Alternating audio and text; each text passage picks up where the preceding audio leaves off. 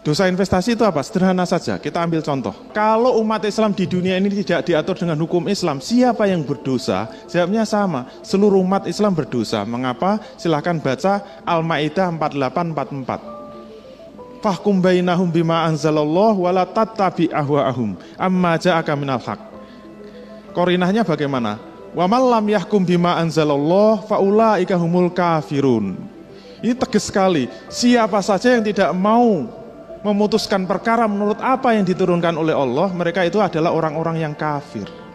Kesimpulannya apa? Silahkan lihat jam, dia muter terus. Maksudnya apa? Waktu itu akan terus berjalan. Hitunglah dosa investasi kita.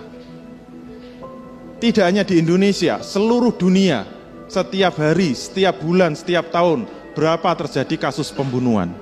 Tidak hanya Indonesia, seluruh dunia.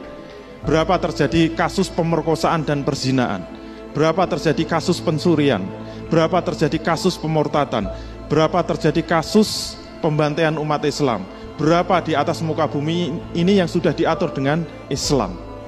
Diamnya kita nggak usah kemana-mana lah, mengalir sendiri dosa-dosa investasi. Terus yang dimaksud dosa investasi itu apa?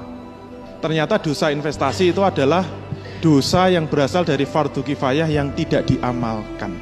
Padahal fardu kifayah itu meliputi 90% syariat Islam, dan fardu ain itu hanya 10%-nya. Hitungan saya ini banyak menuai protes. Kok bisa mengatakan fardu kifayah 90%? Ngitungnya dari mana? Dari saya sendiri gitu. Buktinya mana? Kalau kita lihat di 3 dimensi tadi, dimensi 1 ibadah, dimensi 2 akhlak, dimensi 3 muamalah.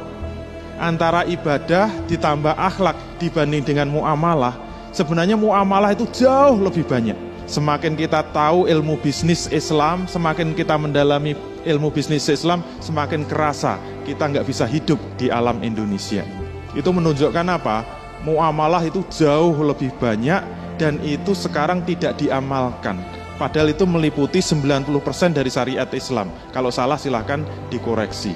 Fardu ain itu hanya 10%-nya. Jadi kalau kita rajin ibadah, bahkan tambah sholat-sholat nafilah, kita mungkin sholat malam, kita mungkin rajin sedekah, sering umroh, dibanding dengan dosa investasi kita, jomplang. Kalau ada yang berani yakin, insya Allah saya mati besok langsung masuk surga, surgane sopo. Sementara banyak kewajiban yang mungkin sampai 90% itu terlantar.